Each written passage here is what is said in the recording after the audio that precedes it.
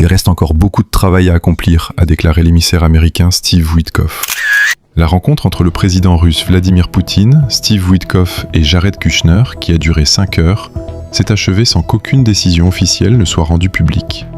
Les deux parties, russes et américaines, ont choisi de garder confidentiel le contenu précis des discussions.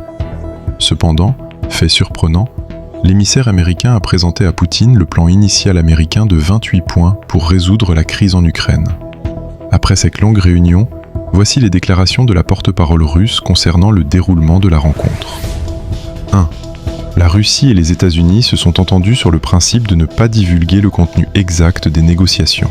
Poutine a indiqué que Moscou pourrait s'accorder sur certains points du plan américain de 28 points, mais que certaines propositions suscitent des réserves et critiques du côté russe. En plus du plan initial de Trump, Moscou a reçu 4 autres documents relatifs à la résolution de la crise ukrainienne. Aucun compromis définitif n'a encore été trouvé, mais certaines idées américaines restent ouvertes à la discussion. La nature générale du plan américain a été abordée, sans entrer dans les détails des propositions spécifiques. Les perspectives d'un règlement durable et stable ont été discutées. Les deux parties ont exprimé leur volonté de poursuivre la coopération afin d'atteindre une solution.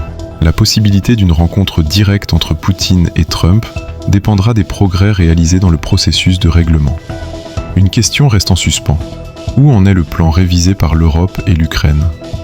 La délégation ukrainienne s'est rendue aux États-Unis pour s'assurer que Witkoff présenterait ce plan à Poutine. Pourquoi les États-Unis ne l'ont-ils pas intégré ?